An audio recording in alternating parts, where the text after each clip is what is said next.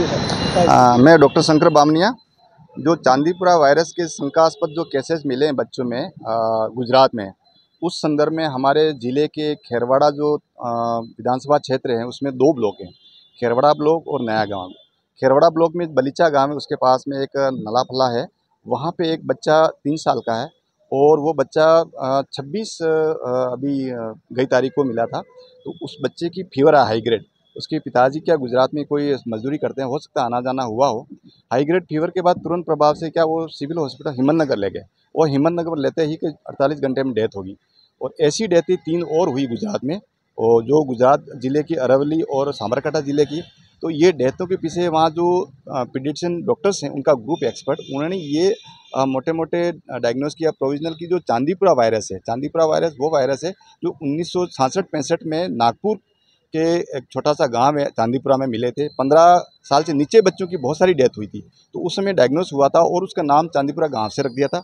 जो मेन जो लक्षण है उसके हाई ग्रेड फीवर होना, तेज़ बुखार आना, इसके साथ साथ हेडेक होना, हेडेक के साथ में इसको मिर्गी का दौरा पड़ना, यानी कि वो नर्वस सिस्टम को डैमेज करता है ब्रेन में जाके और तुरंत प्रभाव से कोमा में चला जाता है, मिर्गी के दौरे आते हैं, उसकी डेथ हो जाती है। ऐसी कंडीशन में अभी जो पैनिक कंडीशन हमारे ज़िले में हुआ है उसमें एक बच्चे की डेथ हो गई है, वहाँ हमारी टीमें लगी हुई। एक बच्ची अभी जो नया गांव के पास में जो बावलवाड़ा है, बावलवाड़ा के गांव की है, वो बच्ची 4 साल की, वो एडमिट है, आईसीयू में थी, आईसीयू से बाहर निकाल दिया। उनकी हालत बहुत अच्छी है, अभी पहले से आउट ऑफ कंट्रोल है।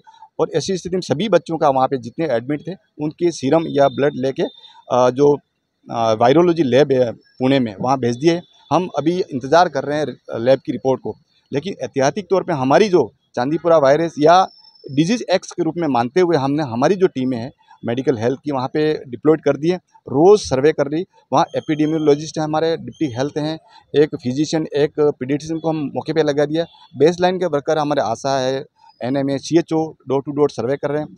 और एंटी एडल्ट एक्टिविटी, क्योंकि जो वायरस फैलने का मुख्य कारण है वेक्टर बॉर्न डिजीज है, किसी न किसी के मार्फत से फैलता है। तो मोटे तौर पर इस वायरस का फैलने का कारण मक्खी है, कीट पतंगे है या मच्छर है।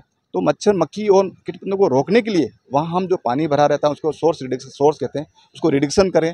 अगर कहीं लार्वा है तो एंटी लार्वल एक्टिविटी, कहीं अगर अडल्ट है तो एंटी अडल्ट एक्टिविटी, साथ में आईसी एक्टिविटी करें। अभी मैं कलेक्टर साहब से भी मिला हूँ और मैंने निवेदन किया, सर ये जो पैनिक कंडीशन है और इससे पहले एहतियाती तौर पे हम अन्य department, ICDS department, education department की भी एक चिट्ठी लिख दें, ताकि जो स्कूलों में या आंगनवाड़ी केंद्र में बच्चे हैं ऐसे कोई शंकास्पद केस मिले हमें तुरंत प्रभाव से इन्फॉर्म करें ताकि हम रेफर करें और उनका इलाज करा सकें।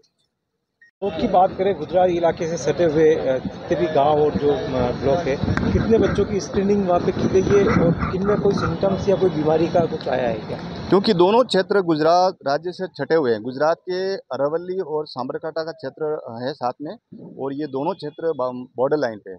हमें इनके पूरे गांव में सर्वे करा लिया। एक जगह तो हमने 35 घरों का सर्वे कराया, क्योंकि ये स्कैटर्ड एरिया है, मगरी पे घर बने हुए। एक जगह 40 घरों का हमने करवा दिया है और वो जितने भी बच्चे मिले उनके प्राइमरी तौर पे हमने उनका सर्वे में स्क्रीनिंग करा ली, सर्विलेंस करा लिया। साथ साथ में हाई अलर्ट मोड पे हमने सभी ब्लॉक को कर दिया है, क्योंकि लगता हुआ क्षेत्र कोटड़ा है, जाड़ोल है, नया गांव है और खेरवड़ा है। और इन क्षेत्रों में इसके अलावा हमारे ज़िले में अन्य जो ब्लॉक हैं उनको लेटर कल ही लिख दिया है हाई अलर्ट मोड पे रखने के लिए, कि आपके क्षेत्राधीन में कभी ऐसा कोई केस मिले शंकास्पद, हाई ग्रेड फीवर है, हेडेक है, उल्टी दस्त है, मिर्गी दौरा, तो तुरंत प्रभाव से इन्फॉर्म करें, इनको रेफर करें, एडमिशन करें। तो जितने भी बच्चे अभी मिले, इसको शंकास्पद केस हमें अभी तक मिला नहीं, कोई संदिग्ध अभी तक संदिग्ध नहीं मिला।